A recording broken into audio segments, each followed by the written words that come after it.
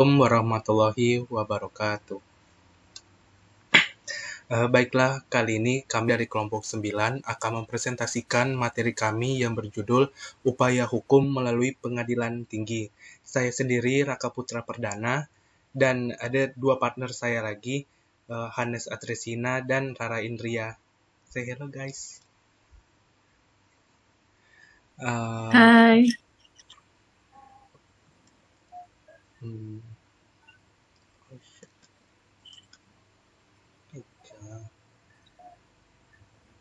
ada Hannes Atresina dan Rara Indria. Baiklah, kita langsung saja masuk ke materi pertama yang akan dibacakan oleh Indri. Kepada Indri dipersilakan. Baiklah, saya akan membacakan materi yang pertama, yaitu tentang upaya hukum. Apa yang dimaksud dengan upaya hukum? Upaya hukum merupakan upaya yang diberikan oleh undang-undang kepada seseorang atau badan hukum untuk hal tertentu melawan putusan hakim sebagai tempat bagi pihak-pihak yang tidak puas dengan putusan hakim yang dianggap tidak sesuai dengan apa yang diinginkan. Tidak memenuhi rasa keadilan karena hakim juga seorang manusia yang dapat melakukan kesalahan atau kekhilafan sehingga salah memutuskan salah satu pihak. Saya kembalikan kepada moderator. Terima kasih Indri. Kita langsung saja masuk ke materi berikutnya, yaitu tentang keberatan yang akan saya jelaskan sendiri. Baiklah, dalam Undang-Undang KUP Pasal 25, Pasal 26, dan Pasal 26A maupun PMK 9 garis 2013, STDTD, PMK 202 garis miring 2015 sebenarnya tidak menjelaskan atau tidak menjabarkan definisi keberatan secara eksplisit. Namun, secara sederhananya, keberatan adalah upaya yang dapat ditempuh wajib pajak yang merasa tidak atau kurang puas atas suatu ketetapan pajak yang dikenakan kepadanya atau atas gugatan oleh pihak ketiga. Dalam hal ini, wajib pajak dapat mengajukan keberatan kepada Ditjen Pajak melalui kantor pelayanan pajak, di mana wajib pajak tersebut terdaftar.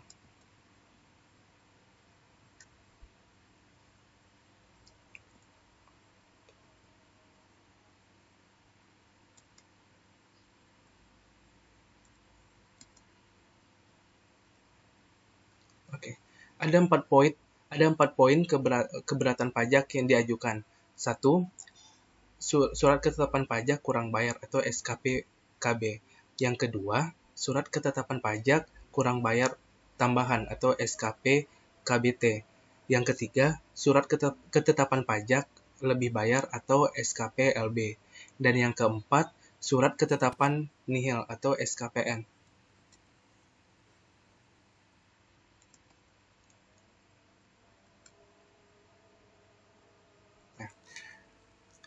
Slide berikutnya yaitu mengenai syarat pengajuan keberatan.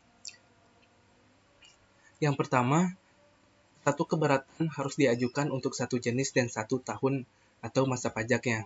Kedua, diajukan secara tertulis dalam bahasa Indonesia.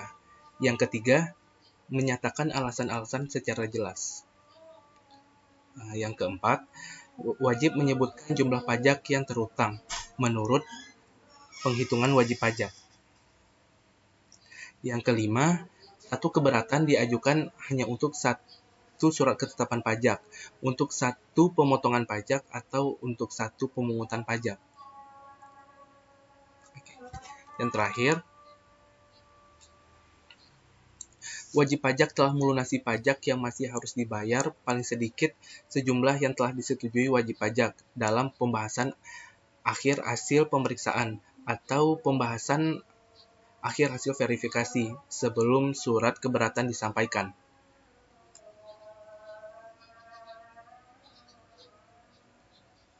Oke. Siapa saja sih yang dapat mengajukan keberatan tersebut? 1. Bagi wajib pajak badan oleh pengurus. Yang kedua, bagi wajib pajak orang pribadi atau wajib pajak yang bersangkutan.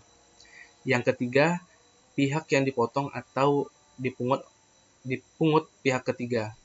Yang keempat, kuasa yang ditunjuk oleh mereka pada butir di atas.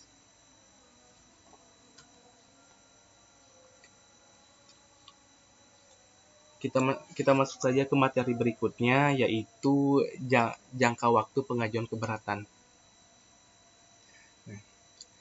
Keberatan harus diajukan dalam jangka waktu 3 bulan sejak tanggal SKP atau sejak tanggal dilakukannya pemotongan atau pemungutan, kecuali wajib pajak dapat menunjukkan jangka waktu tersebut tidak dapat dipenuhi karena di luar kekuasaannya. Kedua, wajib keberatan yang diantar langsung ke kantor pelayanan pajak, maka jangka waktu 3 bulan dihitung sejak tanggal SKP atau sejak dilakukan pemotongan atau pemungutan oleh pihak ketiga sampai saat keberatan diterima oleh kantor pelayanan pajak. Oke, yang ketiga, surat keberatan yang dikirim melalui pos harus dengan pos tercatat, maka jangka waktu 3 bulan dihitung sejak tanggal SKP atau sejak dilakukan pemotongan atau pemungutan oleh pihak ketiga sampai dengan tanggal bukti pengiriman melalui kantor pos dan giro.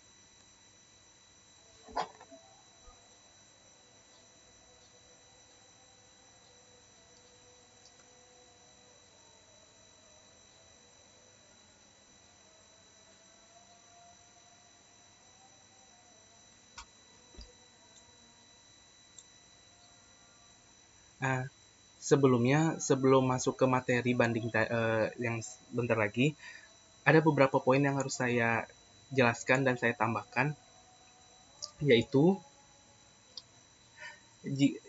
jika waktunya lebih dari 3 bulan, surat keberatan tidak dianggap karena tidak memenuhi syarat formal, tetapi juga memperbolehkan jangka waktu lebih dari 3 bulan jika dalam keadaan di luar kekuasaannya. Inilah klausul yang sering dimanfaatkan oleh wajib pajak. Pengajuan keberatan tidak menunda kewajiban membayar pajak dan pelaksanaan penagihan pajak. Oke, sekian materi dari saya mengenai keberatan. Langsung saja kita masuk ke materi selanjutnya, yaitu banding yang akan dijelaskan oleh Hanes Atresina. Kepada Hanes dipersilakan. Oke, baiklah. Di sini saya akan menjelaskan materi tentang banding. Upaya hukum yang dapat dilakukan oleh wajib pajak atau pengguna pajak terhadap suatu keputusan yang dapat diajukan banding berdasarkan peraturan perundang-undangan perpajakan yang berlaku. Putusan banding yaitu putusan Badan Peradilan Pajak atas banding terhadap surat keputusan keberatan yang diajukan oleh wajib pajak.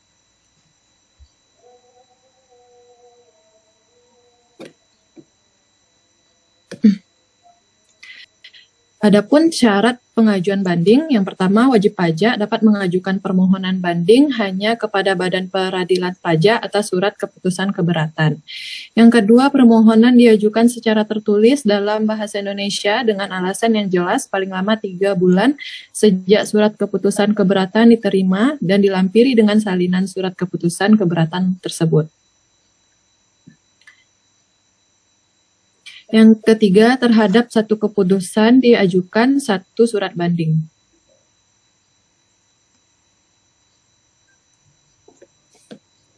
Selanjutnya yang dapat diajukan di pengadilan. Yang pertama, bagi wajib pajak badan oleh pengurus. Yang kedua, bagi wajib pajak orang pribadi adalah yang bersangkutan atau ahli warisnya. Yang ketiga, kuasa hukum dari butir di atas.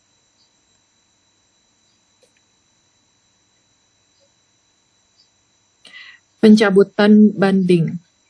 Yang pertama, penetapan ketua dalam hal surat pernyataan pencabutan diajukan sebelum sidang dilaksanakan.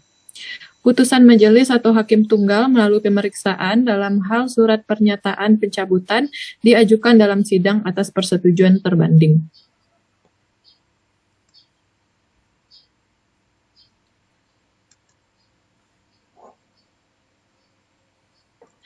Selanjutnya akan saya kembalikan kepada moderator. Oke, terima kasih Hanes. Eh, Mungkin karena jaringan Rara Indria terputus pada Zoom kali ini. Baiklah, untuk studi kasus ini akan dijelaskan oleh saya sendiri. Oke, di sini ada satu kasus oleh PT Abidin tahun 2008. Telah dilakukannya pemeriksaan dan telah diterbitkan juga ketetapan pajak, yaitu Surat Ketetapan Pajak Kurang Bayar atau SKPKB, yaitu sebesar 1 miliar. Dan telah melakukan pembahasan dan berundinglah, dan akhirnya PT Abidin setuju untuk membayar sebesar 200 juta yang telah dilunasi oleh SSP. Dan sisanya diajukan keberatan sebesar 800 juta ke Direktorat Jenderal Pajak dan mengabulkan keberatan sebagian dan dikenakan sanksi 50%.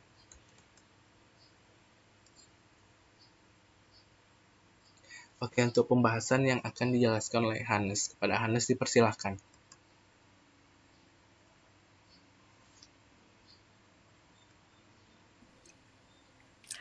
Pembahasan kasusnya yaitu sebagai konsekuensi hukum apabila atas keberatan wajib pajak ditolak atau dikabulkan hanya sebagian dan wajib pajak tidak mengajukan upaya hukum yang lebih tinggi yaitu banding, maka wajib pajak akan dikenakan sanksi administrasi denda sebesar 50% dari jumlah pajak berdasarkan keputusan keberatan dikurangi dengan pajak yang telah dibayar.